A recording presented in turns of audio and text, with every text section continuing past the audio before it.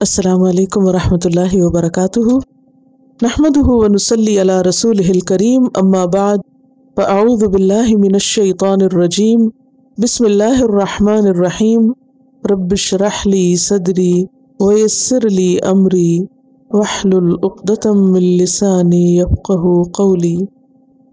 अम कुन्तुम शुहदा, या तुम हाजिर थे, इज़ हदर याक़ूब अल मौत, जब याकूब अलैहिस्सलाम के पास मौत हाजिर हुई, यानी मौत की अलामात उन पे जाहिर हुई। यहाँ खिताब है यहूद को।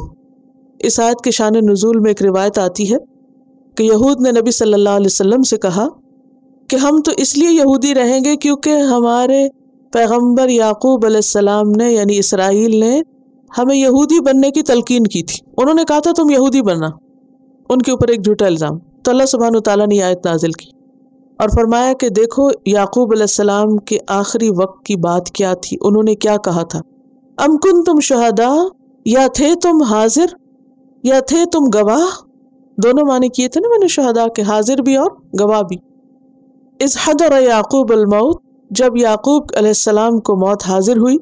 इज़ क़ाल लिबनीही, जब उन्होंने अपने बच्चों से कहा था, मा ताबुदून मिन बादी, मेरे बाद तुम किसकी इबादत करोगे। तो उनके बच्चों ने क्या जवाब दिया था। क़ालू, उन सब ने कहा था, नाबुदु इलाहका, हम इबादत करेंगे तेरे इलाह की, व इलाह आबाएका, और तेरे बाप दादा के इलाह की, इब्राहीम व इस्माईल व इसहाक, इब्राहीम और इस्माईल और इसहाक के इलाह की, इलाह वाहिदा, जो एक ही इलाह है। यानी तुम्हारा ये कौल गलत है कि याकूब अलैहिस्सलाम ने यहूदी बनने को कहा था, या उनके बच्चों ने आगे ये इकरार किया था तो तुम उनकी नस्ल औलाद हो, तो अब तुम उसी को फॉलो कर रहे हो। नहीं, उन्होंने तो कहा था व नहनु लहू मुस्लिमून, हम तो उसी के मुसलमान हैं, फर्मा बरदार हैं, हम तो सिर्फ मुसलमान हैं। अब आप देखिए कि आम तौर पर हम जब कोई गलत काम करते हैं और उसकी कोई दलील हमारे पास नहीं होती तो हम क्या कह देते हैं, बाप दादा के तरीके। हमने ऐसा ही देखा है, हमारे घर में यही होता था, हमारे बड़े यही करते थे। और बाज़ औक़ात वो भी इल्ज़ाम होता है, वो उन्होंने ऐसा नहीं किया होता, हमें पता ही नहीं होता कि वो किस तरीके पे थे। अब देखिए कि कितने ही बच्चे ऐसे हैं जिनको नहीं पता कि उनके माँ बाप का तरीका क्या था, उनके ख़ानदान में कौन कौन आलिम गुजरे, कौन कौन बुज़ुर्ग गुजरे, कौन कौन बड़े गुजरे। बाज़ औक़ात कुछ लोग मुलाकात में अपना तारुफ़ कराते हैं तो वो बताते हैं कि उनके दादा जो थे वो बहुत बड़े आलिम थे, बहुत बड़े मुफस्सिर थे, बहुत बड़े मुहद्दिस थे, लेकिन उस नस्ल में कोई दूर दूर असरात नहीं नज़र आते, क्योंकि इल्म ऐसी चीज़ नहीं जो विरसे में मिले कि अगर माँ के पास PhD है तो वो डिग्री मरते हुए बच्चे को दे जाएगा, अच्छा ये तुम यूज़ कर लेना, ये नहीं हो सकता। तो बाज़ औक़ात माँ बाप समझाते भी हैं तो औलाद नहीं समझती। बनी इसराइल के साथ यही हुआ कि इन्होंने अपनी मर्जी, और जब इनसे कहा गया कि तुम दीन इस्लाम इख्तियार करो, मोहम्मद सल्लल्लाहु अलैहि वसल्लम को मानो, तो कहने लगे कि हम तो अपने आबा व अजदाद को मानेंगे और हमें याकूब अलैहिस्सलाम ने यहूदियत पे कायम रहने की तलकीन की थी। तो उसका रद्द यहाँ किया जा रहा है कि तुम कैसी बातें कर रहे हो, क्या तुम मौजूद थे उस वक्त? तुम तो मौजूद ही नहीं थे, तुम्हें तो पता ही नहीं कि याकूब अलैहिस्सलाम ने किस चीज़ की तलकीन की थी। उन्होंने तो अपने बच्चों से कहा था कि तुम किसकी इबादत करोगे, तो सब ने बैक ज़बान होकर कहा कि हम एक इलाह की इबादत करेंगे जो हमारे आबा व अजदाद का इलाह है, यानी अल्लाह रब्बुल इज़्ज़त, और हम उसी के फर्मा बरदार हैं।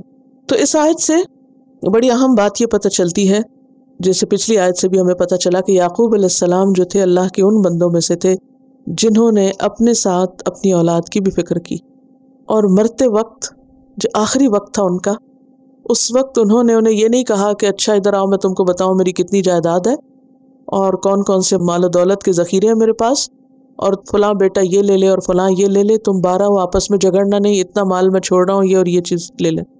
आमतौर पे जब कोई आम दुनियादार इंसान मरता है तो वो क्या वसीयत करता है? जब हम कभी विल लिखने का सोचते हैं तो क्या लिखने का सोचते हैं? हमें मौत का जब ख्याल आता है तो फ़ौरन ही ख्याल आता है कि हमारा जो बिज़नेस है या जॉब है या जो बैंक बैलेंस है या जो प्रॉपर्टी है, इसको कौन संभालेगा और कैसे संभालेगा। और बैठ के कैलकुलेशंस करते रहते हैं कि अच्छा ये इसको दे देते हैं, वो उसको, और फिर अमूमन अगर कोई भी विल उठा के पढ़े उसमें यही बातें मिलेंगी, क्योंकि हम दुनिया कमाने के लिए जीते हैं, दुनिया ही कमाते रहते हैं, दुनिया ही जमा करते रहते हैं, और जब मरने का भी सोचते हैं तो दुनिया ही की फिक्र करते हैं, ना अपनी ना बच्चों की आखिरत की। اور پھر جب پیچھے چھوڑ کے جاتے ہیں تو دنیا ہی چھوڑ کے جاتے ہیں، باقی تو کچھ ہوتا نہیں، کیونکہ ہم جس چیز کے لیے خود جی رہے ہیں اسی چیز کی فکر کریں گے نا، اسی پہ موت آئے گی۔ لیکن جن لوگوں نے آخرت کی یاد میں زندگی بسر کی، وہ صرف دنیا کی نہیں، وہ اپنے بچوں کی آخرت کی بھی فکر کرتے ہیں۔ اور یعقوب علیہ السلام کی مثال بہترین مثال ہے کہ انہوں نے مرتے وقت اپنی اولاد کو ایک اللہ کی عبادت کی تلقین کی، اور اپنی نسلوں کے لیے بھی یہی تمنا کی، آخری بات یہی کی، اسی بات پہ وہ خود مرے۔ اور پھر اس میں آپ دیکھیے کہ یہ جو ابراہیم اور اسماعیل کی بات کی، ان کو آبا کہا گیا، تو اسماعیل تو چچا تھے، باپ تو نہیں تھے، تو چچا بھی باپ کی طرح ہوتا ہے۔ ایک حدیث میں آتا ہے نبی صلی اللہ علیہ وسلم نے حضرت عمر کو کہا تھا، اما شعرت ان عم الرجل سن و ابی، کیا تم نہیں جانتے کہ انسان کا چچا بھی اس کے باپ کا سن ہوتا ہے؟ سن کہتے ہیں ایک تنے سے نکلی دو شاخیں، جیسے پودا ہوتا ہے نا، ایک بیج ہوتا ہے، ایک سٹیم ہوتا ہے، لیکن اس سے دو برانچز نکلتی ہیں، یعنی چچا کی اصل بھی ایک، یعنی ان دونوں کا باپ ایک ہے۔ جیسے خالہ ماں کی طرح ہوتی ہے، ایسے چچا باپ کی طرح ہوتا ہے۔ تو اس لیے اسماعیل علیہ السلام کا ذکر بھی کیا، اور اسماعیل علیہ السلام کا ذکر اس لیے بھی کیا کہ نہ صرف یہ کہ اسحاق علیہ السلام بلکہ اسماعیل علیہ السلام بھی اسی دین پر تھے، سب کا دین ایک ہی دین تھا، اور وہ کیا تھا؟ دین اسلام۔ اور سب اپنے آپ کو کیا کہتے تھے؟ مسلمان، وَنَحْنُ لَهُ مُسْلِمُونَ، اور ہم سب مسلمان ہیں۔ تو خلاصہ آیت کا یہ ہے کہ ہم سب کو خود بھی اور اپنے بچوں کو اور بچوں کے بچوں کو، ان سب نسلوں کو جن کو ہم نے یہ ماحول دیا، انہیں کیا دینے اور کیا بتانے کی ضرورت ہے کہ ہمارے بعد وہ کیا کریں؟ دین اسلام پر قائم رہیں۔ اس موقع پر آپ دیکھیے، ہم سب کو سوچنے کی ضرورت ہے کہ کیا صرف کہنے سے یہ بات ہو جاتی؟ اب دیکھیے کہ ہمارے بچے دن کے کتنے گھنٹے ہمارے پاس گزارتے ہیں، ہم سے کتنی تعلیم لیتے ہیں، وہ ہماری کیا تربیت ہے، ہمارا کیا اثر ہے ان کی تربیت میں۔ ہم سب سوچیں کہ ہمارے بعد ہمارے بچے یا ان کے آگے بچے کس طریقے پر ہوں گے۔ اگر ہم نے اپنے بچوں کو دین کی تعلیم نہیں دی تو کیا وہ اپنے بچوں کو آگے کچھ دے سکیں گے؟ نہیں، کیونکہ پہلا مدرسہ تو گھر ہوتا ہے، ماں سب سے بڑی معلم ہوتی۔ عربی کا ایک شاعر ہے، وہ ایک شعر میں کہتا ہے کہ الام مدرستن، ماں ایک پورا اسکول ہے، جو کچھ ماں دے سکتی ہے وہ کوئی اور نہیں دے سکتا۔ لیکن اگر ماں ہی دین سے دور ہو تو بچوں کو کیا دے گی؟ عام طور پہ باپ تو کمائی میں لگے رہتے ہیں، یا یہ کہ ان کے دلوں میں اولاد کی وہ شفقت نہیں ہوتی جو ماں کے اندر ہوتی، ان کے اندر سکھانے کا بھی وہ طریقہ نہیں ہوتا جو ماں کا ہوتا ہے۔ تو اس کا مطلب نہیں کہ باپ کی ذمہ داری نہیں، باپ کی بھی ہے، لیکن ماں کی ذمہ داری زیادہ ہے، کیونکہ وہ زیادہ وقت بچوں کے ساتھ گزارتی۔ 9 مہینے تو بچہ اس کے پیٹ میں رہتا ہے، پھر 2 سال اس کا دودھ پیتا ہے، پھر کتنے عرصے تک وہ کھانے پینے میں اس کا محتاج رہتا ہے، اس کو انگلی پکڑ کے چلنا سکھاتی ہے۔ تو ان سارے طریقوں میں دین کا طریقہ ڈالنا اور ان کے اسلام کی فکر کرنا ہر مسلمان ماں اور باپ کی ذمہ داری، اور ہم سب کو اپنی ذمہ داری کے بارے میں سوچنا چاہیے۔ ہم سب کو صرف خود ہی اسلم تو کہنا کافی نہیں، اسلم تو کہنے کے ساتھ ساتھ اپنے بچوں کے اسلام کی فکر کرنی ہے۔ ہم میں سے ہر ایک سوچے وہ اپنے بچوں کو کس حال میں چھوڑ کے جا رہا ہے دنیا سے۔ آج اگر ہماری موت آئے تو ہمارے بچے اپنی موت تک کس دین پر رہیں گے؟ ان کو ہم نے ایک اگر بہتر دنیا دی تو ان کی آخرت کی فکر کرنا بھی ہماری ذمہ داری ہے، اور اگر ان کو دین میں کوئی انٹرسٹ نہیں تو اس کی فکر کرنا بھی ہمارا فرض بنتا ہے۔ لیکن افسوس یہ کہ مسلمان کمیونٹی اتنی بکھری ہوئی ہے کہ اکٹھے ہو کر ایک کاز اور ایک مشن کے لیے کام کرنا سیکھا ہی نہیں ہم نے۔ جب آپ ایک مسلم معاشرے کے اندر ہوتے ہیں تو آپ کے بہن بھائی، آپ کے اور رشتہ دار، اگر اللہ ان کو بھی ہدایت دیے ہوئے ہو تو وہ ایک بڑی سپورٹ ہوتے ہیں، اور بچے دیکھ کے بہت کچھ سیکھ جاتے ہیں۔ لیکن اگر صرف وہ آپ ہی کو دیکھ رہے ہیں اور باقی سب دوسری چیزیں دیکھ رہے ہیں، تو پھر صرف یہ سوچنا کہ وہ خود بخود ہی کوئی دین کہیں سے سیکھ لیں گے یا ان کو کہیں سے مل جائے گا، تو وہ نہیں ہوگا۔ اس کے لیے آپ کو کوشش کرنی ہے، اور اس کوشش کا ایک حصہ ہے کہ ایسی جگہیں جہاں پر سیکھنے اور سکھانے کا کام ہو، اس میں ہمارا ڈائریکٹلی اور انڈائریکٹلی تعاون شامل ہو، ہم خود آگے بڑھیں، سپورٹ کریں، اگر ہمیں کچھ آتا ہے تو ہم صرف اپنے نہیں اوروں کے بچوں کو بھی ساتھ پڑھائیں، ان کو سکھائیں. ہم صرف خود یہاں نہ آئیں، اوروں کو بھی لے کر آئیں. اور یہاں آنے سے مراد صرف اسی جگہ اس بلڈنگ میں نہیں، جہاں بھی قریب جس کے بھی جو کوئی بھی دین کی بات ہو رہی ہو، لوگوں کو اس کی طرف متوجہ کریں، کیونکہ دین جاننے کا نام ہے. کوئی بھی کام سیکھے بغیر نہیں آتا. دین صرف بائی برتھ نہیں انسان کو ملتا، اس کے لیے بھی انسان کو شعوری کوشش کرنی پڑتی ہے. تو ہم سب دعا بھی کریں اور کوشش بھی کریں اپنے بچوں کے اسلام کی، ان کی عاقبت کی، ان کی آخرت کی. پھر فرمایا تلک امت قد خلت، یہ ایک جماعت تھی، ایک گروپ تھا، چلا گیا، گزر گیا. کون سا گروپ؟ ابراہیم، اسماعیل، اسحاق، یعقوب علیہ السلام کا. وہ تو چلے گئے اپنا کام کر کے، اپنا مشن مکمل کر کے. لہا ما کسبت، ان کے لیے ہے جو انہوں نے کمائی کی، جو کوششیں کی. اس کا اجر کس کو ملے گا؟ انہی کو ملے گا، ہمیں نہیں ملے گا. وَلَكُمْ، اور تمہارے لیے کیا ہے؟ ما کسبتم، جو تم نے کوشش کی. تو اس لیے کیا شرط ہے، کیا ضروری ہے؟ کوشش. وَلَا تُسْأَلُونَ، اور تم نہ پوچھے جاؤ گے، عَمَّا كَانُوا يَعْمَلُونَ، ان چیزوں کے بارے میں جو وہ کرتے تھے. ان کے اعمال کا حساب تم سے نہیں لیا جائے گا. ہمارے ہاں ایک اور غلط فہمی بہت عام ہے، اور وہ کیا کہ میرا تعلق بہت نیک لوگوں کے خاندان سے، میں سید ہوں، میں امت محمد صلی اللہ علیہ وسلم میں سے ہوں، اور اس کو اپنے لیے شرف اور عزت اور اعزاز کی بات سمجھتے ہیں. اور ساتھ ہی یہ بھی سمجھنے لگتے ہیں کہ چونکہ ہماری نسبت ان سے ہے لہٰذا ہمارا انجام بھی ان کے ساتھ ہوگا. سوچتے نا لوگ ایسے، چونکہ ہم فلاں کی اولاد میں سے، فلاں کی امت میں سے، لہٰذا ہم ادھر سے ہی اٹھائے جائیں گے. یہاں کیا بتایا گیا؟ تلک امت قد خلت لہا ما کسبت ولکم ما کسبتم. وہ امت چلی گئی اپنے کام کر کے، ان کو وہ ملے گا جو انہوں نے کوشش کی، اور تمہیں کیا ملے گا؟ جو انہوں نے کوشش کی. تم نے کوشش کی تو صرف کسی کی اولاد میں ہونے سے بات نہیں بنے گی. اگر ہم عمل نہیں کریں گے تو کسی کا عمل ہمارے عمل کی کمی کو نہیں پورا کر سکتا. دنیا میں تو یہ ہوتا ہے نا کہ اگر بچوں کے پاس کوئی چیز نہیں اور آپ نے بہت کچھ کمایا ہو تو آپ کیا کرتے ہیں؟ اچھا نہیں تو یہ بھی لے لو، یہ بھی لے لو، یہ بھی لے لو، تاکہ تمہیں کس چیز کی کمی نہ آئے. کرتے ہیں نا دنیا میں، اپنا بھی اٹھا کے حصہ دے دیتے، اچھا تم لے لو، تم خوش رہو. لیکن آخرت کے معاملے میں یہ نہیں ہو سکتا کہ اگر بچوں نے نماز نہیں پڑھی تو ہم کہیں اچھا میری نماز ہے تم لے لو. یہ نہیں ہوگا. اول تو کوئی کرے گی نہیں ماں، اور اگر کرنا بھی چاہے تو ہو نہیں سکتا، قبول ہی نہیں کیا جائے گا. لا تزر وازرۃ وزر اخرى، کوئی کسی کا بوجھ نہیں اٹھائے گا. دنیا میں تو ہوتا ہے نا، بچوں کے امتحان ہوتا ہے، ان کے اوپر بہت بوجھ ہوتا ہے، مائیں منہ میں نوالے ڈال رہی ہوتی ہیں، اچھا یہ کھا لو، وہ کر لو، وہ کر لو.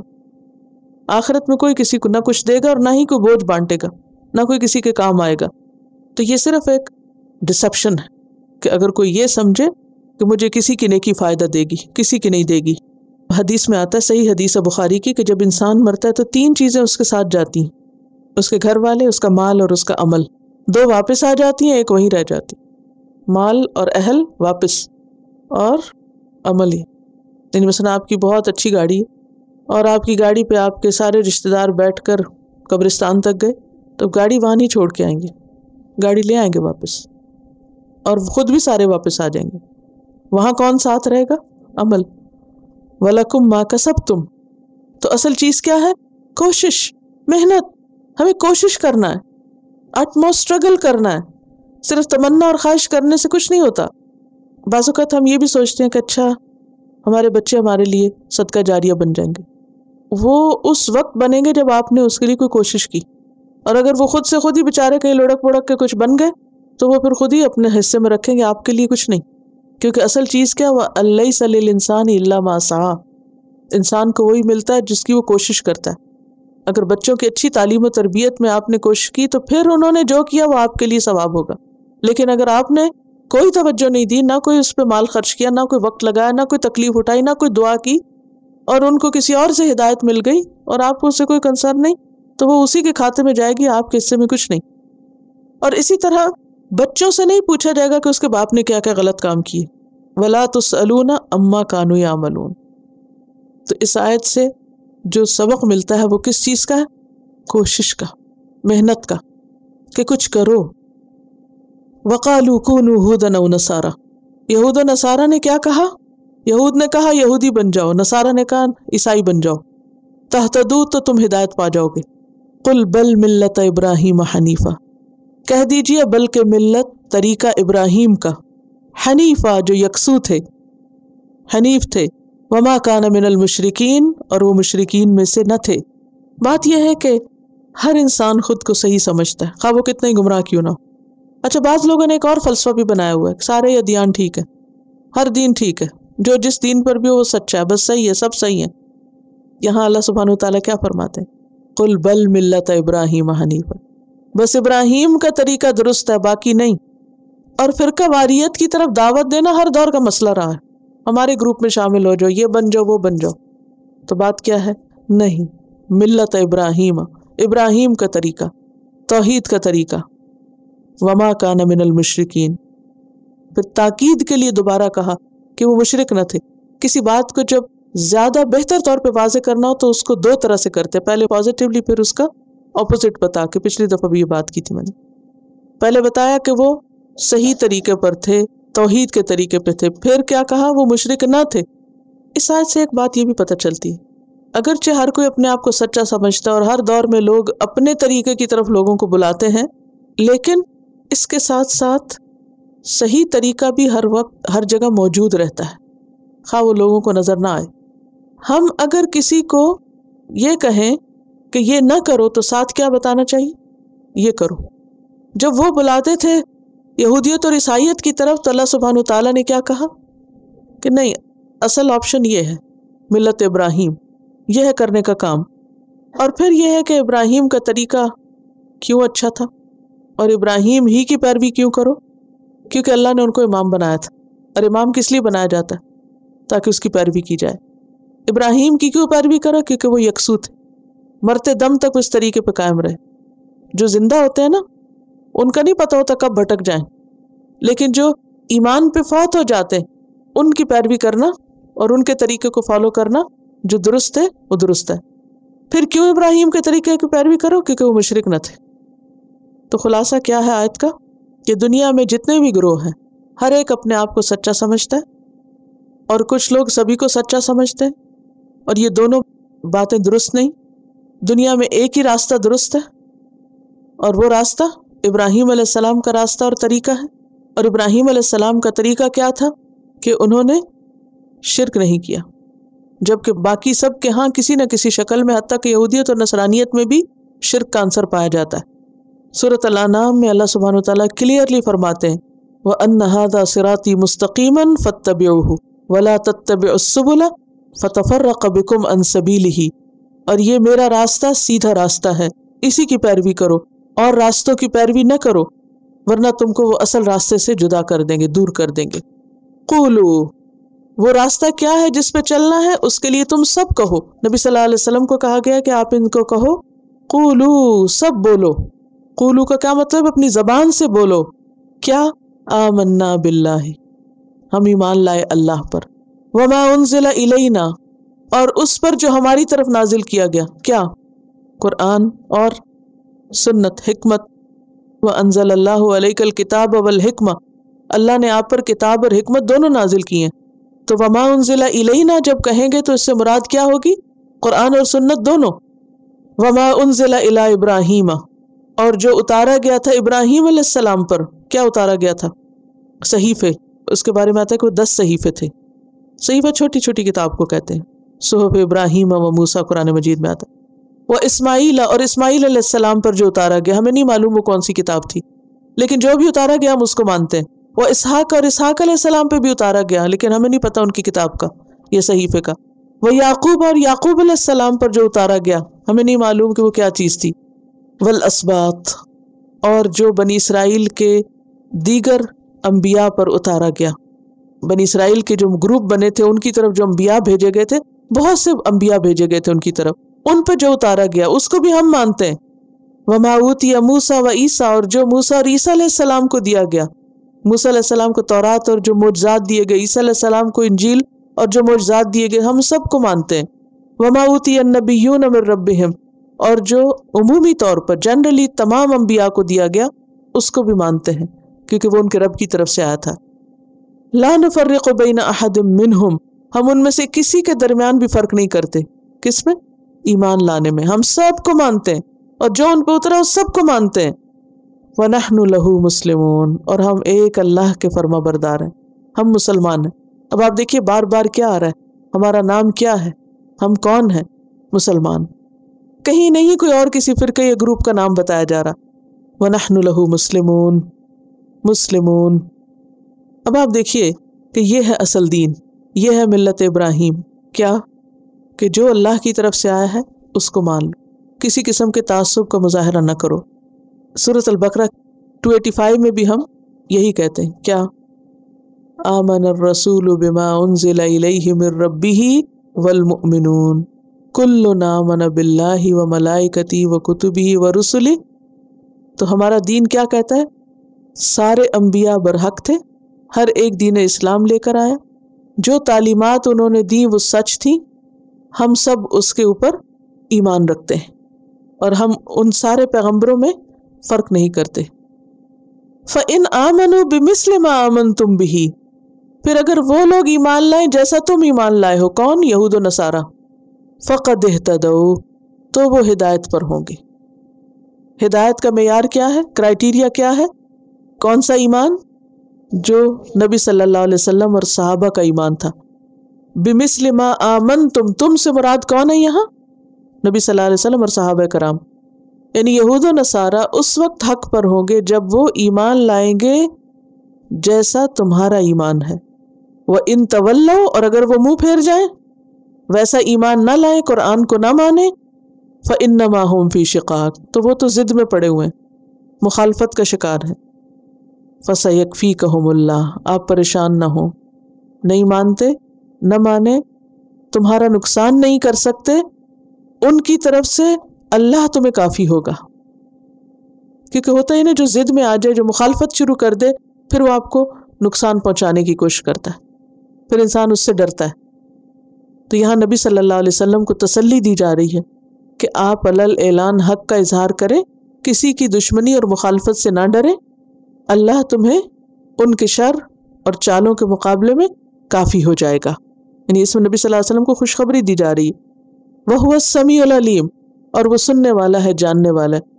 اور یہ تاریخ گواہ ہے کہ جتنا بھی نبی صلی اللہ علیہ وسلم کا راستہ روکنے کی کوشش کی گئی، اس میں کوئی کامیاب نہیں ہوا۔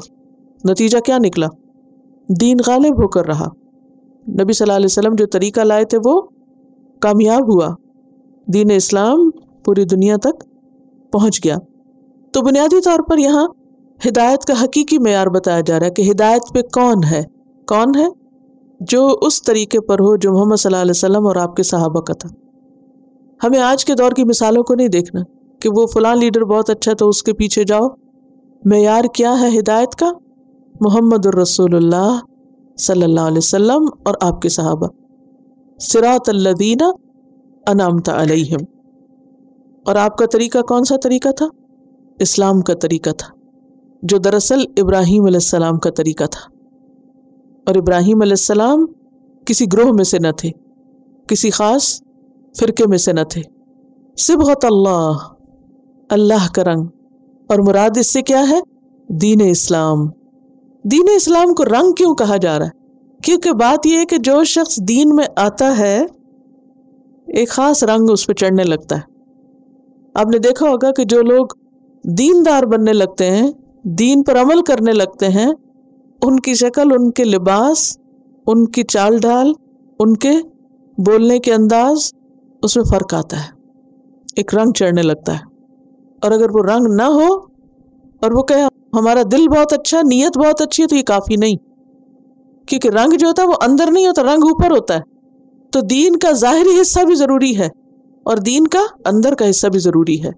اندر والا تو اخلاص ہے نا، جو پیچھے گزر چکا، اور ظاہر کا طور طریقے بھی دین کے ہونے چاہیے۔ یہ نہیں کہ کوئی آپ کو دیکھے تو پہچانے ہی نہ کہ آپ مسلمان ہیں کہ کون ہے۔ ہمارا حال حلیہ ایسا نہیں ہونا چاہیے۔ بہت سے لوگ اپنی اسلامک آئیڈینٹی کو چھپاتے ہیں کہ کسی کو نہ پتہ چلے میں مسلمان ہوں، ایسا نہیں کرنا چاہیے۔ صبغۃ اللہ، اللہ کا رنگ۔ پیچھے رنگ کے لیے آپ ایک اور لفظ بھی پڑھ چکے ہیں، وہ کیا تھا؟ لون، اور یہ ہے صبغہ۔ دونوں میں ڈفرنس ہے۔ لون ہوتا ہے قدرتی رنگ، نیچرل کلر، جیسے گائے کا رنگ ہم نہیں رنگتے، کئی لوگ ویسے مہندی وہندی لگا دیتے ہیں لیکن وہ ٹیمپرری ہوتا ہے. اسی طرح جیسے پھولوں کا نیچرل فلاورز کا رنگ ہے، تو یہ سارے رنگ کیا ہوتے ہیں؟ لون، جو قدرت نے ان کو رنگ دیا جس رنگ میں. لیکن صبغہ وہ رنگ ہوتا ہے جو خود چڑھایا جاتا ہے، جو آپ خود کلر کرتے ہیں، جو ڈائی کرتے ہیں. تو دونوں میں فرق ہے نا. تو صبغۃ اللہ، اللہ کا رنگ، تو یہ کون سا رنگ ہوگا؟ جو آپ کو چڑھایا نہیں ملے گا. یہ آپ کا اسکن کلر نہیں ہے اس سے مراد کہ آپ گورے ہیں یا کالے ہیں یا درمیانے ہیں. اس سے مراد اللہ کا دین ہے، دین کا رنگ ہے. اور دین کا رنگ انسان کوشش کے ساتھ خود پہ چڑھاتا ہے، اس کے لیے محنت کرنی پڑتی. اس کے لیے اللہ سبحانہ وتعالیٰ ایمان والوں کو مخاطب کر کے کہتے ہیں یا ایھا الذین آمنوا ادخلوا فی السلم کافۃ، اے لوگو جو ایمان لائے ہو دین میں پورے کے پورے داخل ہو جاؤ، یعنی اپنے آپ کو کمپلیٹلی رنگ لو. تمہارا دین تمہاری آئیڈینٹی ہو، تمہاری پہچان ہو. آپ نے دیکھا ہوگا کہ جب آپ کسی کپڑے کو رنگ لیتے ہیں تو بعض اوقات اس کا پورا ٹیکسچر بھی بدلا ہوا نظر آتا ہے، بالکل اس کی شکل ہی جیسے بدل جاتی. ایک اور مثال آپ یوں لے سکتے کہ جیسے اگر کمرے میں آپ سفید رنگ کی بتی جلائیں تو کیا ہوتا ہے؟ ماحول اور ہوتا ہے. یلو جلائیں تو اور ہوتا ہے، اور اگر وہیں بلو یا گرین جلا دیں تو اور ہو جائے گا. تو اسی طرح دین کا رنگ جب انسان پہ چڑھتا ہے تو وہ صرف ظاہری کچھ ریچولز کے نظر آنے کا نام نہیں ہے، وہ پوری پرسنالٹی کے تبدیل ہونے کا نام ہے، پوری شخصیت کا بدلنا ہے، جس میں انسان کے اٹھنے بیٹھنے، بات کرنے، چلنے پھرنے، کھانے پینے، سونے جاگنے، کام کاج، لوگوں کے ساتھ معاملہ کرنے، بول چال کا انداز، عبادت کے طور طریقے، اس کا لباس، اس کا لینا اور دینا، ہر چیز میں تبدیلی آتی. اور آپ دیکھ کے پہچان سکتے ہیں کہ اس شخص پر دین کا رنگ ہے یا نہیں. اور یہ صرف دین پڑھنے سے بھی نہیں چڑھ جاتا کہ اگر کوئی یہ سمجھے کہ ہاں مجھے بہت کچھ معلوم ہے اور وہ ہر موقع بے موقع آیات کوٹ کرتا رہے بیٹھ کے. کچھ لوگوں کی عادت ہوتی ہے نا کہ ان کو آیتیں حفظ ہوتی ہیں، یاد ہوتی ہیں، حدیثیں یاد ہوتی ہیں، پھر وہ جہاں موقع آتا ہے وہاں پر کوٹیشنز تو فوراً دے دیتے ہیں، بلکہ قرآن مجید کے احکامات کو بطور کوٹیشن کے لے لیتے ہیں، لیکن وہ کیا کہتی ہیں، اس کا کیا مطلب ہے، اس کے مطابق کرنا کیا چاہیے، اس کی طرف ان کی توجہ نہیں ہوتی. تو یہاں پر اللہ سبحانہ وتعالی ہم سب سے مخاطب ہیں اور ہم سب سے یہ چاہتے ہیں کہ ہم اپنے اوپر دین کا رنگ چڑھائیں، جس کو اللہ نے اپنا رنگ کہا ہے، صبغۃ اللہ. ویسے بھی آپ نے دیکھا ہوگا کہ بعض مذاہب کے اندر جب کوئی شخص کنورٹ ہوتا ہے، یعنی اس مذہب کو اختیار کرتا ہے، تو وہ اس کو باقاعدہ رنگتے ہیں، یعنی ایک رنگ میں اس کو نہلاتے ہیں، جس کو بیپٹائز کرنا کہتے ہیں. یا بچہ جب پیدا ہوتا ہے تو خاص قسم کا اس کو غسل دیا جاتا ہے، جس کا معنی ہوتا ہے کہ وہ بچہ اب اس خاص دین میں داخل ہو گیا. تو بپتسمہ کی رسم یہود کے ہاں بھی تھی، عیسائیوں کے ہاں بھی ہے، اور اسی طرح بعض اور ادیان کے بھی اپنے اپنے رنگ ہیں، یعنی بعض رنگوں سے بعض دین پہچانے جاتے ہیں، ان کے ریلیجس کلرز ہوتے ہیں، تو ان کلرز کو دیکھتے ہی آپ کہتے ہیں کہ ہاں یہ فلاں ریلیجن کا نشان ہے. تو اسلام کے لیے کوئی خاص یلو یا ریڈ یا گرین کلر مراد یہاں نہیں ہے کہ اس رنگ کے آپ کپڑے پہنو یا اس رنگ کے اپنے کارپٹ بچھاؤ یا کوئی خاص رنگ اختیار کر لو تو وہ رنگ تمہارا جو ہے وہ ایک دین کا سمبل بن جائے گا. یہ نہیں. جیسے ہمارے ہاں لوگوں نے بعض اوقات کالا اور بعض نے گرین کیا بنا رکھا ہے، ریلیجس کلر بنا رکھا ہے، کیونکہ خانہ کعبہ کے اوپر بلیک کلر کا غلاف ہے تو کچھ لوگ کالے کپڑے کو پہننا یا کالے رنگ کو دین کا شعار سمجھتے، کچھ گرین، روزے کا رنگ گرین ہے تو اس سے گرین رنگ دین کا رنگ سمجھتے ہیں، اور ہر ریلیجس فنکشن میں وہ رنگ حاوی ہوتا ہے. کچھ لوگ کچھ اور مذاہب کو فالو کرتے ہیں، شادیوں میں یلو کلر جو ہے وہ خاص مواقع پر ہر چیز، پھول ہوں یا لباس ہوں یا چاندنیاں بچھی ہوئی ہوں، ہر چیز کو یلو کر دیتے ہیں. تو یہ سب کیا ہے؟ لوگوں کے خود ساختہ بنائے ہوئے رنگ ہیں، جبکہ اللہ سبحانہ تعالیٰ کیا چاہتا ہے ہم سے؟ صبغۃ اللہ، کہ تم اللہ کا رنگ اختیار کرو، اللہ والے بنو، جس کے لیے ہم نے شروع میں پڑھا تھا کہ قرآن مجید پڑھنے کا ہمارا مقصد کیا ہے؟ وَلَكِنْ كُونُوا رَبَّانِيِّينَ بِمَا كُنْتُمْ تُعَلِّمُونَ الْكِتَابَ وَبِمَا كُنْتُمْ تَدْرُسُونَ. لیکن یہ کہ تم ربانی بن جاؤ، اللہ والے، رب والے، تمہارا تعلق رب کے ساتھ مضبوط ہو، کیونکہ تم کتاب کو پڑھتے ہو، پڑھاتے ہو۔ تو کتاب پڑھنے، پڑھانے، دین کا علم حاصل کرنے، سیکھنے، سکھانے کا اصل مقصد اور غرض کیا ہے؟ کہ انسان کے اندر اللہ کا رنگ آئے، اللہ سے تعلق کی خوشبو آئے، لوگ دور سے دیکھ کے پہچان جائیں کہ یہ شخص اللہ والا۔ اچھا، اس کے لیے بھی ہم نے خاص ایک حلیے بنا لیے، اور بس ان شکلوں کو ہم کہتے ہیں یہ اللہ والے ہیں، اور اس کے علاوہ دوسری شکلیں اللہ والی نہیں ہیں۔ تو نبی صلی اللہ علیہ وسلم نے کسی خاص مخصوص ہیئت یا شکل کو اللہ والی شکل نہیں کہا، بلکہ تمام چیزیں، خواہ وہ مخصوص علامات ہوں، جیسے خواتین کے لیے حجاب ہے یا مردوں کے لیے داڑھی ہے، تو یہ ایک ظاہری رنگ ضرور ہے، لیکن صرف یہ کافی نہیں ہے۔ اگر کوئی شخص حجاب اوڑھ کے کسی کو گالیاں دے رہا ہے یا بدتمیزی کر رہا ہے یا بد اخلاقی کر رہا ہے، تو یہ اللہ کا رنگ نہیں ہے۔ یعنی ایک کپڑا سر پہ اوڑھنے سے اللہ کا رنگ نہیں آ جاتا جب تک کہ آپ کی زبان پر، آپ کی سوچ پر، آپ کے معاملے پر اللہ کا رنگ نہ چڑھے۔ تو یہاں اللہ کے رنگ سے مراد اللہ کا دین ہے، کہ تم اللہ کے دین پر عمل کرو جو تمہارے چال ڈھال اور رویے اور معاملے میں نظر آئے۔ وَمَنْ أَحْسَنُ مِنَ اللَّهِ صِبْغًا، اور اللہ کے رنگ سے اچھا کس کا رنگ ہے؟ جو طریقے اللہ نے بتائے ان سے اچھے کون سے طریقے ہیں؟ اللہ کی طرف سے آئی ہوئی ہر چیز اچھی ہے، مکمل ہے، درست ہے، بہترین ہے۔ اور یہاں پر سوال کیا جا رہا ہے، اور سوال کرنے کا کیا مطلب ہے؟ عقل کو پرووک کیا جا رہا ہے، عقل استعمال کرو، سوچو تو صحیح، غور تو کرو کہ بہتر کیا ہے، وہ جو بندوں نے بنایا یا وہ جو اللہ نے بنایا۔ ہم بھی سوچیں نا، ایک وہ لائف اسٹائل ہے، چلنے پھرنے، اڑنے اٹھنے بیٹھنے کا وہ طریقہ جو لوگوں نے ایجاد کیا ہے، وہ ایٹیکیٹس اور مینرز کہاں سے آئے ہیں؟ لوگوں کی طرف سے۔ ایک وہ ہے، اور ایک وہ ہے جو محمد رسول اللہ نے سکھائے ہیں۔ تو بہتر کون ہے؟ لیکن ہمیں کون سا بہتر لگتا ہے؟ ہم کس سے متاثر ہیں؟ ہم کس کے شیدائی ہیں، کس کے دیوانے ہیں؟ وَمَنْ أَحْسَنُ مِنَ اللَّهِ صِبْغَةً، اور اللہ سے بڑھ کر کس کا رنگ اچھا ہو سکتا ہے؟ یعنی اللہ کے دین سے بڑھ کر یا اللہ کے بتائے ہوئے طریقوں سے بڑھ کر کس کا طریقہ اچھا ہو سکتا ہے؟ اللہ کا طریقہ، اللہ کا دین سب سے بہترین ہے۔ کیوں؟ اس لیے کہ وہ مکمل ہے۔ الیوم اکملت لکم دینکم، ہر چیز کے بارے میں اس میں تعلیم موجود ہے، وہ جامع ہے، انسانی نفسیات اور ضرورت کے مطابق ہے، کیونکہ ہمیں بھی اللہ نے پیدا کیا اور دین بھی اللہ نے بھیجا۔ اللہ سے بڑھ کر ہمیں کوئی نہیں جانتا، نہ کوئی ہماری ضرورتوں کو پہچانتا ہے، تو جو چیز اس نے ہمارے لیے پسند کی، دراصل وہی پسندیدہ ہے، وہی بہترین ہے، خواہ بظاہر ہماری نظر کو اچھی نہ لگے یا ہماری عقل میں نہ بھی سمائے، لیکن اصل میں وہی سب سے خوبصورت ہے۔ تو وَمَنْ أَحْسَنُ مِنَ اللَّهِ صِبْغَةً سے مراد کیا ہے؟ کہ سب سے خوبصورت، سب سے بہترین اور سب سے اچھا طریقہ اللہ کا بتایا ہوا طریقہ ہے، خواہ وہ کھانے کا طریقہ ہو، خواہ وہ سونے کا طریقہ ہو، خواہ وہ بولنے کا طریقہ ہو، خواہ وہ ماں باپ یا بہن بھائیوں سے معاملہ کا طریقہ ہو، سب سے خوبصورت طریقہ ہے۔ یہ الگ بات ہے کہ ہم اس طریقے کو کوئی اہمیت نہیں دیتے، لیکن اس طریقے پر جو پورے طور پہ چلا ہے، اس کے طریقے کو کیا طریقہ کہا گیا؟ اسوۃ حسنۃ، اور یہ احسن اور وہ حسنہ ہے، ایک ہی روٹ ہے، خوبصورت طریقہ، خوبصورت نمونہ۔ لہٰذا اگر ہم چاہتے ہیں کہ اللہ کی نظر میں پسندیدہ ہوں تو ہمیں کیا کرنا ہوگا؟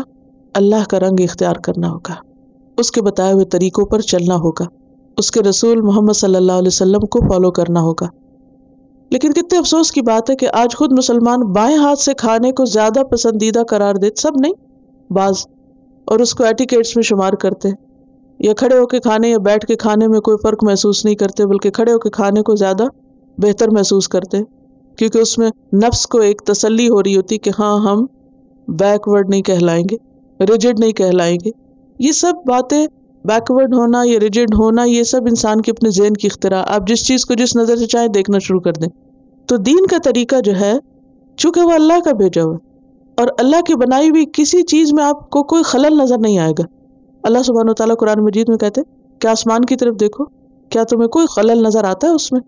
ثم ارجع البصر، پھر اپنی نگاہ دوڑاؤ، کرتین، بار بار اپنی نگاہ پلٹاؤ، ہل تری من فطور، کوئی شگاف، کوئی دراڑ، کوئی خلل نظر آتا ہے؟ کچھ بھی نہیں۔ آپ ایک پتے کو دیکھیں، ایک پھول کو دیکھیں، ایک پتھر کو دیکھیں، آسمان کو دیکھیں، زمین کو دیکھیں، کسی بھی چیز کو دیکھیں، اللہ کی بنائی ہوئی کسی چیز میں کوئی کمی نظر نہیں آتی۔ ہر چیز اپنی جگہ پر پرفیکٹ ہے اور اپنا کام کر رہی۔ تو اگر پوری کائنات ایک ڈسپلن کے ساتھ چل رہی ہے، سورج چاند ستارے اپنی اپنی جگہ پر بندھے ہوئے ہیں، کام کر رہے ہیں، اللہ کی اطاعت کر رہے ہیں، اللہ کے بنائے ہوئے نظام میں بندھے ہوئے اور چل رہے ہیں، اور کسی قسم کی وہاں کوئی ڈسٹرکشن نہیں، تو پھر انسانوں کے لیے بھی پسندیدہ کیا ہے کہ وہ اپنے آپ کو اللہ کے آگے جھکا دیں اور ان کے لیے اللہ نے جو سسٹم اور جو ڈسپلن بھیجا ہے اس کو فالو کریں۔ یہی سب سے اچھا ہے اگر وہ جانے۔ اور تم کہو کہ وَنَحْنُ لَهُ عَابِدُونَ، ہم اسی کے عبادت گزار ہیں۔ کوئی اور مانتا ہے یا نہیں، کوئی اور اس طریقے کو اختیار کرتا ہے یا نہیں، لیکن ہم تو اسی کی بندگی کریں گے، ہم تو اس کے آگے اپنے آپ کو جھکا دیں گے۔ إِيَّاكَ نَعْبُدُ وَإِيَّاكَ نَسْتَعِينُ، تو یہ نحن لہو عابدون اصل میں وہی معنی رکھتا ہے إِيَّاكَ نَعْبُدُ کا ہی۔ تو گویا اللہ کا رنگ اختیار کرنا کیا ہے؟ اللہ کے بندے بن جانا، اللہ کی عبادت کرنا، اور صرف اسی کی عبادت کرنا۔ اور عبادت کیا ہوتا ہے؟ اپنے آپ کو اللہ کے آگے جھکا دینا، یعنی اپنی مرضی کو، اپنی خواہش کو، اپنی عقل کو اللہ کے آگے جھکا دینا، اس کا حکم مانتے ہوئے اور اس کی روکی ہوئی چیزوں سے رکتے ہوئے، اور اس میں محبت اور احترام کا عنصر بھی ہو، مجبوری اور صرف مارے بندھے والی بات نہ ہو۔ قل اتحاجوننا فی اللہ، کہہ دیجئے اے محمد صلی اللہ علیہ وسلم، کیا تم ہم سے آرگیو کرتے ہو، جھگڑتے ہو اللہ کے بارے میں؟ اور یہاں بھی مراد فی دین اللہ ہے، ورڈ انالیسس بتائے تھے آپ کو، تو اس میں دین کا لفظ محذوف ہے، یعنی اللہ کا بھیجا ہوا دین، اللہ کا رنگ، اللہ کی عبادت کا طریقہ، کیا اس کے بارے میں تم ہم سے جھگڑتے ہو؟ جو کچھ محمد صلی اللہ علیہ وسلم لے کر آئے ہیں اس کے بارے میں ہم سے بحث کرتے ہو؟ کس کو کہا جا رہا ہے؟ یہاں تو مراد یہود و نصارہ ہیں، لیکن اس کے بعد کوئی بھی ایسا شخص جو دین کے معاملات میں، دین کے احکامات میں جھگڑا کرے اور اس کو غلط ثابت کرنے کی کوشش کرے اور اسے کم درجے کا بتائے، ان سب سے خطاب ہے۔ قل اتحاجوننا فی اللہ وہو ربنا وربکم، حالانکہ وہی ہمارا رب ہے، وہی تمہارا رب ہے، ہمارے اور تمہارے درمیان ایک کامن گراؤنڈ ہے، ہم بھی اسی کو مانتے ہیں، تم بھی اسی کو مانتے ہو، تمہارے پاس جو کچھ ہے وہ بھی اللہ نے بھیجا، اور ہمارے پاس محمد صلی اللہ علیہ وسلم جو کچھ لائے وہ بھی کس کا ہے؟ اللہ ہی کا بھیجا ہوا ہے، لہٰذا ہم سب کے لیے لازم ہے کہ ہم اسی کی مانیں۔ وَلَنَا أَعْمَالُنَا وَلَكُمْ أَعْمَالُكُمْ، اور ہمارے لیے ہمارے اعمال ہیں اور تمہارے لیے تمہارے اعمال، یعنی اگر تم عمل نہیں کرتے، اپنی منمانی کرنا چاہتے ہو تو کرتے رہو، تمہیں اپنے اعمال کا خمیازہ خود بھگتنا ہوگا، اور ہمارے اعمال ہمارے لیے ہے، جس راستے پر ہم ہیں، جو ہم کر رہے ہیں اس کی ذمہ داری ہم پر ہے، اس کی جزا ہم خود پائیں گے۔ وَنَحْنُ لَهُ مُخْلِصُونَ، اور ہم اسی کے مخلص اور سنسیئر، لائل، وفادار ہیں۔ تو بات یہ ہے کہ جب انسان اللہ کا رنگ اختیار کرنے لگتا ہے، اس میں اللہ والا ہونے کی علامتیں نظر آنے لگتی ہیں اس کے طور طریقوں سے۔ مثلا نماز کا وقت، کسی بھی رشتہ داروں کے مجلس میں ہے یا باہر کہیں کسی پارٹی میں انسان، تو جو اللہ کی عبادت کرنے والا ہوگا وہ کیا کرے گا؟ جو ہی اذان کا وقت ہوگا تو وہ اٹھ کھڑا ہوگا، نماز پڑھے گا۔ اب جو ہی نماز پڑھے گا تو باقی سب کی نظر میں آ جائے گا، ان کو پتہ چل جائے گا کہ یہ شخص کیا ہو گیا، بدل گیا، یہ اب ہم سے فرق ہو گیا۔ جو ہی آپ دیکھتے کہ لوگ آپ کے دین پر نظر کرنے لگے ہیں یا انکمفرٹیبل ہونے لگے ہیں تو پھر وہ آپ کو ایسے نہیں چھوڑ دیتے۔ اس کے بعد اگلی سٹیج یا اگلا سٹیپ کیا ہوتا ہے؟ جھگڑا، آرگیومنٹ۔ آپ نہ بھی چھیڑے، خود ہی چھیڑ دیں گے۔ یعنی اگر آپ نے کسی مجلس میں سے اکیلے اٹھ کے نماز پڑھ لی نا تو واپس آنے پہ آپ کی خیر نہیں، ضرور کوئی نہ کوئی ریلیجس آرگیومنٹ شروع ہو جائے گی، کسی اور کا قصور ہوگا اور ذمہ دار آپ ٹھہرائے جائیں گے، پوچھا آپ سے جائے گا، فلاں نے بیٹی کو کیوں قتل کر دیا، فلاں نے ایسا کیوں کر دیا۔ اب آپ نے تو نہیں کہا تھا اس کو ایسا کرنے کو، لیکن کہیں کوئی خرابی ہو ذمہ دار آپ ہیں۔ اور پھر صرف وہیں تک نہیں، پھر قرآن پاک کی کوئی آیت آؤٹ آف کانٹیکسٹ کوٹ کر دیں گے، پھر اس پہ بحث شروع کر دیں گے، یہ جو آیا ہے 4 شادیوں کا حکم، اس کے بارے میں آپ کیا کہتے ہیں؟ اور وہ جو عورت کی گواہی آدھی اس کے اوپر آپ کیا کہتے ہیں؟ یعنی کوئی نہ کوئی اعتراض کی بات شروع کر دیں گے۔ تو یہ صبغت اللہ اور یہ حجت بازی یہ ساتھ ساتھ چلیں گے۔ تو اس موقع پر آپ ان سے کہیے کہ بھی تمہاری کیا مشکل ہے؟ اللہ کے دین کے معاملے میں، اللہ کے حکم کے معاملے میں ہم سے جھگڑتے ہو، حالانکہ وہ تو تمہارا رب بھی ہے، تم اسے رب مانتے ہو نا۔ بہت سے لوگ سو کال خود کو مسلمان کہتے ہیں اور پھر اس کے باوجود مسلمان ہوتے ہوئے مسلمانوں سے جھگڑا کرتے ہیں دین کے معاملے میں۔ اور مسلمان ہونے کا تو مطلب کیا؟ اذ قال له ربه اسلم قال اسلمت، اسلمت کا تو لفظ آتے ہی سر جھکا دیتا ہے انسان۔ پھر یہ جو سر کے اندر کھوپڑی ہے نا عقل والی، پھر اس کی نہیں چلتی۔ پھر سبمیشن کا مطلب کیا ہو جاتا ہے کہ جو اس نے کہہ دیا مان لیا، عقل میں آ گیا تب بھی، اور اگر اس کے اندر نہیں جا رہا، چھوٹی ہے بہت، تو تب بھی ہم مان گئے۔ اسلم تو کا کیا مطلب ہے؟ مان گئے۔ وہ اتنا بڑا ہے، مشرق و مغرب کا مالک ہے، جو وہ کہتا ہے ہمیں تسلیم ہے، ہم مانتے ہیں، ہمیں کوئی اعتراض نہیں، ہمیں کوئی بحث نہیں کرنا۔ تو ایسی صورت میں دو چیزیں کرنی چاہیے، ایک تو یہ وَهُوَ رَبُّنَا وَرَبُّكُمْ، بھئی جس دین پہ تم اعتراض کرے وہ تمہارا بھی تو ہے۔ اور کچھ لوگ دین میں نہیں ہوتے، مثلا نان مسلمز ہوتے، وہ آپ سے جھگڑنے لگتے اگر کسی چیز کے بارے میں، لیکن اللہ کو مان رہے ہوتے ہیں وہ بھی۔ جو ہم کرتے ہیں نا، یہ اسی رب کا بھیجا ہوا ہے جس کو تم بھی رب مانتے ہو، وہ ہمارا رب بھی ہے اور تمہارا بھی ہے۔ اور پھر خاص طور پر اگر آپ کے کچھ اعمال کو پن پوائنٹ کیا جائے کہ یہ جو آپ سر پہ اوڑے ہوئے یہ کیوں اوڑے ہوئے، یا آپ یہ فلاں جو کام کرتے ہیں یہ کیوں کرتے ہیں، تو نہیں کہ یہ ہم کرتے ہیں اس کے ہم خود رسپانسبل ہیں۔ آپ کو کیا مشکل، آپ کو کیا پریشانی، اور تم جو کر رہے ہو تمہارے لیے، یعنی مت جھگڑو ہم سے۔ اور ہمارا طریقہ کیا ہے کہ ہمارا دین اور ہمارا طریقہ لائلٹی کا طریقہ ہے، اخلاص کا طریقہ ہے، سچائی کا طریقہ ہے کہ جو ہم کہتے ہیں وہ کرتے بھی ہیں۔ اگر اس کو رب مانتے تو اس کی بات پر عمل بھی کرتے۔ تم اس کو رب مانتے ہو لیکن کرتے اپنی مرضی ہو، اپنی خواہشات پہ چل رہے ہو۔ تو بات یہ ہے کہ دین کے معاملے میں انسان کو کانفیڈنٹ ہونا چاہیے۔ جو کچھ آپ کریں دلیل کے ساتھ کریں، آنکھیں بند کر کے کسی کو مت فالو کریں، دین کو سمجھیں، اللہ کا حکم سمجھ آئے اس کے اوپر عمل کر لیں۔ پھر دنیا ادھر کی ادھر ہو جائے، کوئی اعتراض کرے بحث کرے، پھر لوگوں سے ڈر کے اس کو چھوڑے نہیں۔ اور دوسری بات یہ ہے کہ جب کوئی ایسی بحثیں کرے تو بہت اس مسئلے میں پڑھنے کی بجائے پرنسپلز پہ بات کرے۔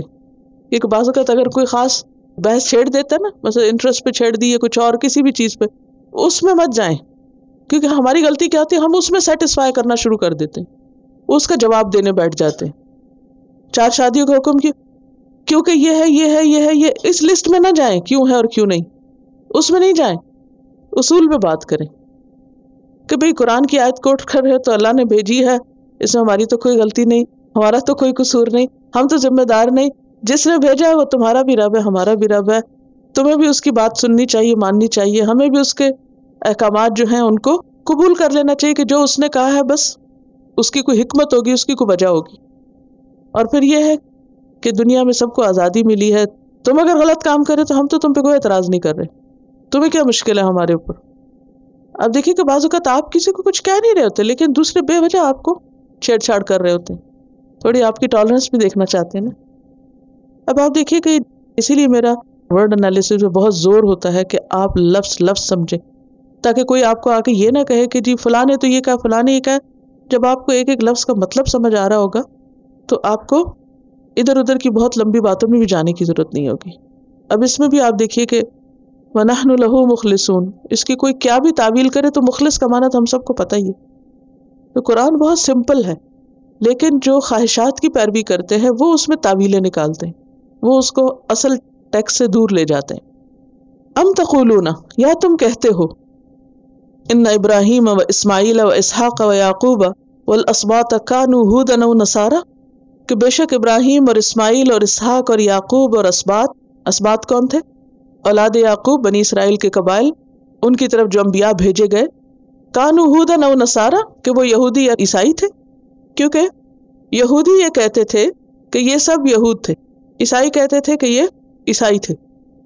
اللہ سبحانہ وتعالیٰ قرآن مجید میں ایک جگہ پر فرماتے ہیں، آل عمران 67، ما کان ابراہیم یہودیا ولا نصرانیا ولکن کان حنیفا مسلما، ابراہیم نہ یہودی تھے نہ عیسائی تھے، وہ یکسو مسلمان تھے۔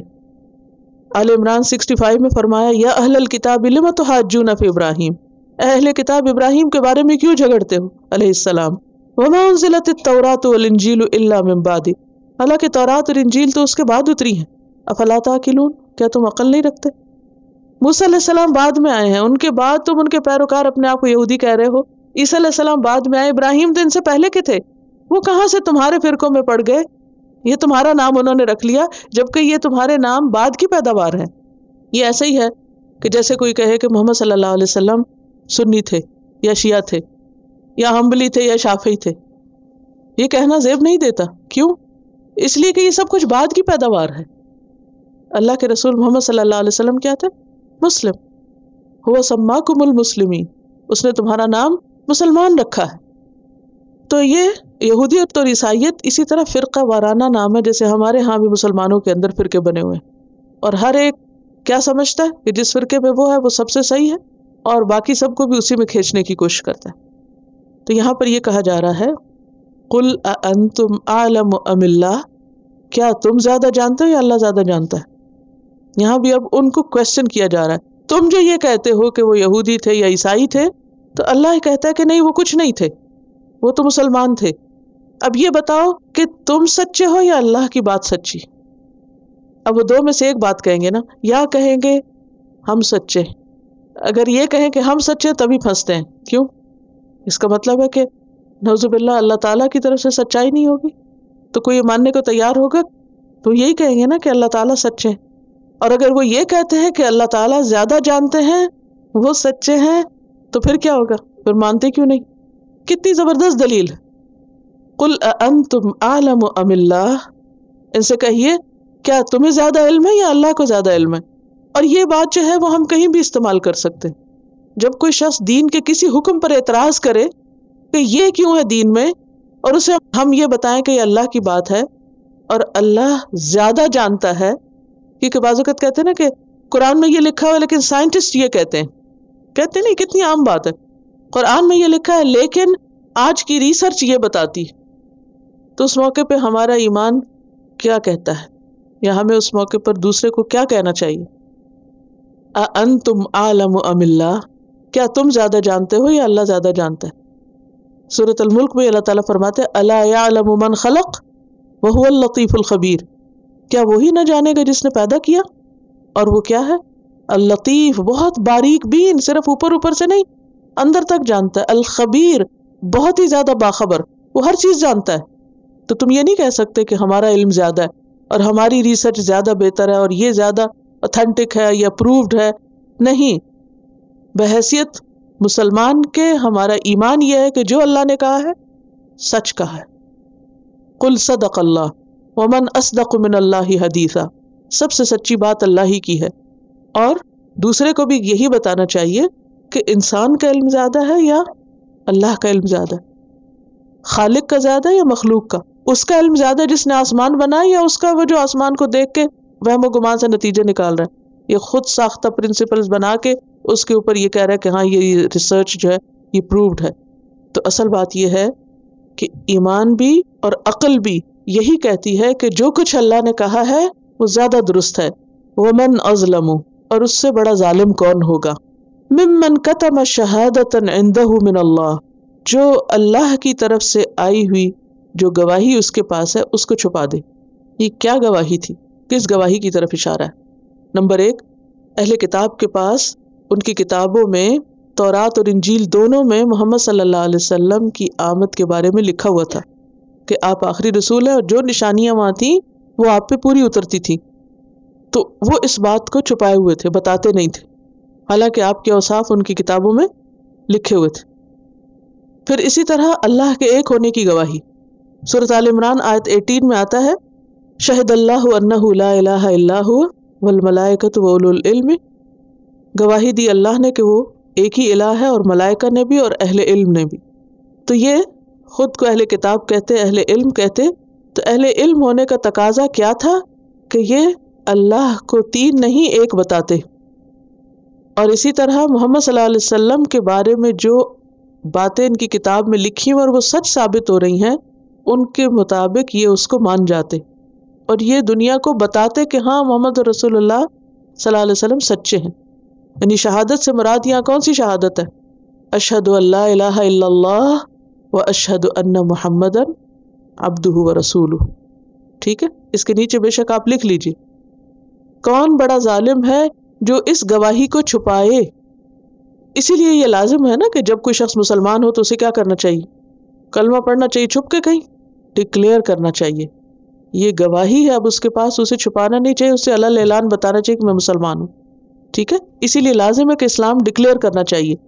اور اس کے اور فائدے بھی ہیں کہ پھر مسلمانوں کے قبرستان میں دفن ہو اور اسلام کے مطابق باقی تمام چیزیں جو ہیں وہ بھی اس کے عمل میں ظاہر ہوں، اور اس کے وراثت وغیرہ کی تقسیم بھی اس کے مطابق ہو، اور باقی بھی یعنی وہ تمام بینیفٹس جو مسلمان کو حاصل ہوتے ہیں اس کو بھی ہوں. دوسرا یہ کہ یہ ٹروتھ جو ہمارے پاس ہے یہ صرف اپنے تک نہیں رکھنا چاہیے، اس کو کیا کرنا چاہیے؟ چھپانا چاہیے، ظاہر کرنا چاہیے، لوگوں کو بتانا چاہیے. شہادت چھپائی نہ جائے بلکہ ظاہر کی جائے، دین کا پیغام عام کیا جائے. وَمَا اللَّهُ بِغَافِلٍ عَمَّا تَعْمَلُونَ، اور اللہ غافل نہیں ہے اس سے جو تم عمل کر رہے ہو. تمہارے سب کام اس کو پتہ ہے، اسے سب معلوم ہے تم جو کچھ بھی کر رہے ہو، گواہی چھپا رہے ہو یا گواہی دے رہے ہو، حق کو چھپا رہے ہو یا حق کو سامنے لا رہے ہو. لہٰذا اس طریقے سے جینا کہ پتہ ہی نہ چلے مسلمان ہے یا کچھ اور، یہ طریقہ جینے کا درست نہیں ہے. صبغت اللہ بھی ہونا چاہیے جو عمل میں ہے بنیادی طور پر، اور شہادت بھی دینی چاہیے جو زبان سے بھی ہے اور عمل سے بھی ہے. دین چھپانے کی چیز نہیں، دین عمل کرنے کی چیز ہے اور دوسروں تک لے جانے کی چیز ہے. لہٰذا جس نے اللہ کو تھام لیا اس نے ایک مضبوط کڑا تھام لیا، اسے ڈرنا نہیں چاہیے. کیا پڑھا تھا ہم نے؟ فَسَيَكْفِيكَهُمُ اللَّهُ، ان کی طرف سے تمہیں اللہ کافی ہو جائے گا. اور آخری آیت تِلْكَ أُمَّةٌ، یہ ایک جماعت تھی. کون سی؟ کس جماعت کی بات ہو رہی؟ ابراہیم و اسماعیل و اسحاق و یعقوب والاسباط. تِلْكَ أُمَّةٌ قد خلت، تحقیق گزر گئی، جا چکے دنیا سے وہ لوگ. لہا ما کسبت، اس کے لیے ہے جو اس نے کمایا، جو جو کام انہوں نے کیے وہ کما کے ساتھ لے گئے. وَلَكُمْ، اور تمہارے لیے ہے ما کسبتم، جو تم نے کمایا.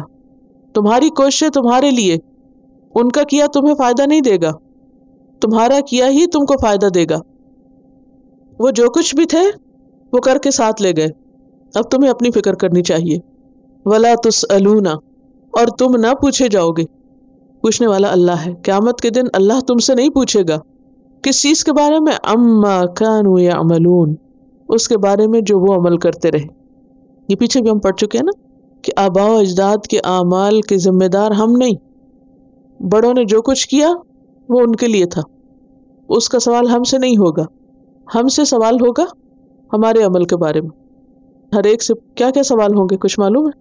تمہارا رب کون ہے، تمہارا دین کیا ہے، تمہارا رسول کون تھا. یہ تو قبر میں ہی پوچھ لیا جائے گا نا. قیامت کے دن کیا پوچھا جائے گا؟ وقت کہاں گزارا، عمر کہاں گزاری، جوانی کہاں گزاری، مال کہاں سے کمایا، کہاں خرچ کیا، علم جو حاصل کیا اس پر عمل کیا کیا.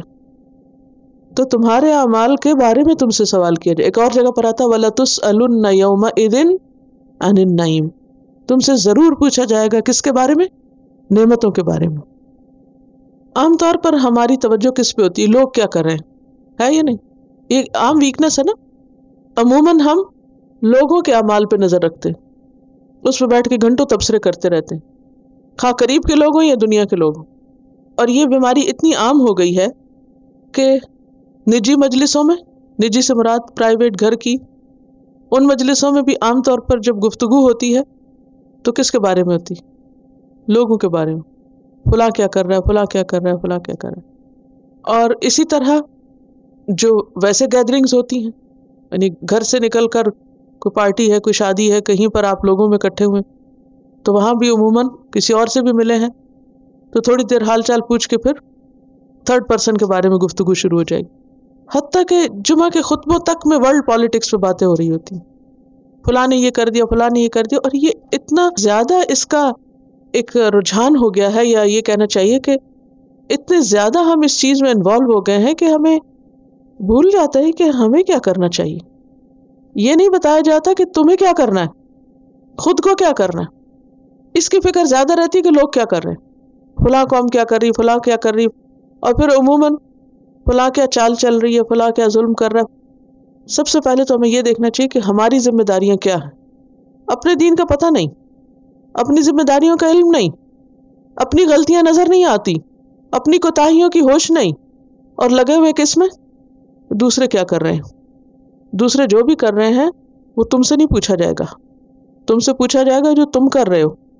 تو بیٹھ کر کبھی اپنا محاسبہ بھی کرو کہ تم کیا کر رہے ہو. تو اس کے لیے کیا کرنا ہوگا؟ اپنا محاسبہ کرنا ہوگا. کیسے کر سکتے ہیں؟ اپنے اوپر غور کرنا ہے. سب سے پہلے دیکھیے کہ دین کی جو بالکل اہم بنیادی باتیں ان کا ہم کو معلوم ہے، ایمان کی تفصیلات معلوم ہے، عبادات کی تفصیلات کیا ہم کو معلوم ہے، کہ مثلا نماز روزہ ہی ہے تو اس کے سارے احکام ہم کو معلوم ہے. پھر حقوق جو ہیں لوگوں کے ہم پر، ذمہ داریاں جو ہیں وہ ہم کو معلوم ہے، حلال حرام کا ہمیں معلوم ہے، قرآن کیا کہتا ہے ہمیں معلوم ہے، نبی صلی اللہ علیہ وسلم کی سنت کیا کہتی ہے ہمیں معلوم ہے. والیومز کے والیومز ہیں صحیح احادیث کی کتابیں جو ایک دفعہ نہیں نگاہ سے گزری اب تک ہماری، پتہ ہی نہیں نبی صلی اللہ علیہ وسلم نے کیا کچھ فرمایا. تو جب علم ہی نہیں تو عمل کہاں سے ہوگا؟ اور جو ہوگا وہ معلوم نہیں کس قسم کا ہوگا. کیونکہ کوئی بھی کام کرنے سے پہلے ہمارے سامنے کوئی کرائیٹیریا تو ہونا چاہیے نا، کہ یہ ٹھیک ہے اور یہ غلط ہے. یہ نہیں ہوتا. کسی بھی کام میں ہاتھ ڈالنے سے پہلے کوئی سٹینڈرڈ تو آپ فالو کرتے ہیں نا. تو دین کے معاملے میں اندھیرا کیوں؟ یہ بھی ٹھیک اور وہ بھی ٹھیک ہے، یہ بھی کر لو تو اچھا ہے وہ بھی کر لو تو اچھا ہے، ایسے بھی ٹھیک ہو جاتا ہے ویسے بھی ٹھیک ہو جاتا ہے. یہ طریقہ غلط ہے. ایسے اور ویسے ٹھیک نہیں ہوتا. ٹھیک جو ہے وہ ایک ہی ٹھیک ہے اور اس کو فائنڈ آؤٹ کرنے کی ضرورت ہے. ان کا سوال یہ ہے کہ ابراہیم علیہ السلام آلریڈی ایک پروفٹ تھے تو پھر ان کو امام بنانے کا مطلب کیا ہے؟ بات یہ ہے کہ جس وقت دنیا میں ابراہیم علیہ السلام نے توحید کو ڈکلیئر کیا اور توحید کی وجہ سے سب تکلیفیں اٹھائیں، اس وقت باقی سب لوگ جو تھے وہ شرک کے اوپر تھے. تو پورے اندھیرے میں سے وہ ایک شخص نکلا اور پوری سوسائٹی کے اگینسٹ ایک طرح سے ریوولٹ کیا.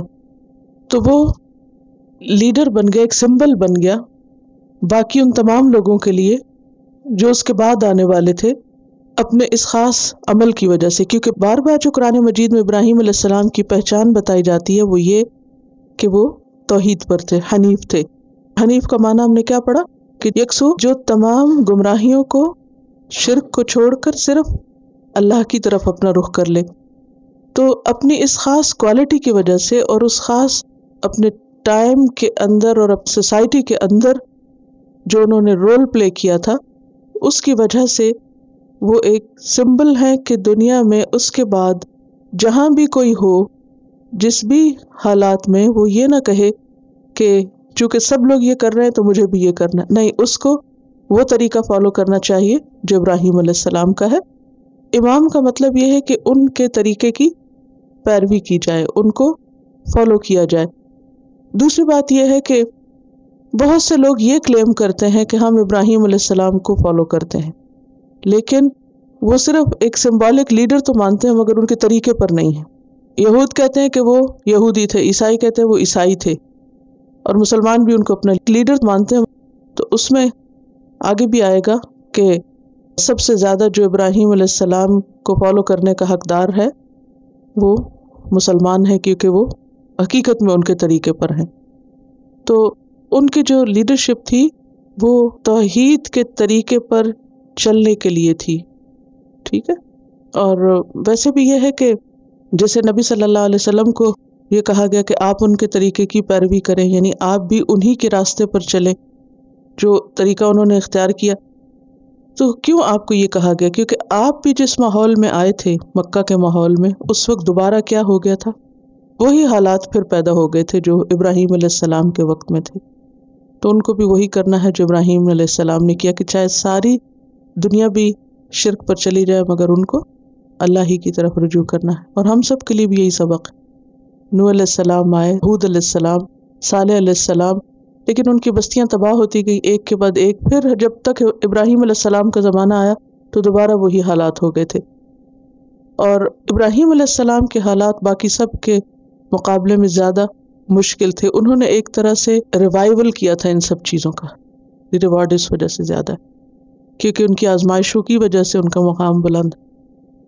اور اب یہ کہنا کہ جو بھی ان کے طریقے کو چھوڑے وہ صرف وہی ہو سکتا ہے کہ جو اپنے آپ کو حماقت میں مبتلا کرے. ٹھیک ہے.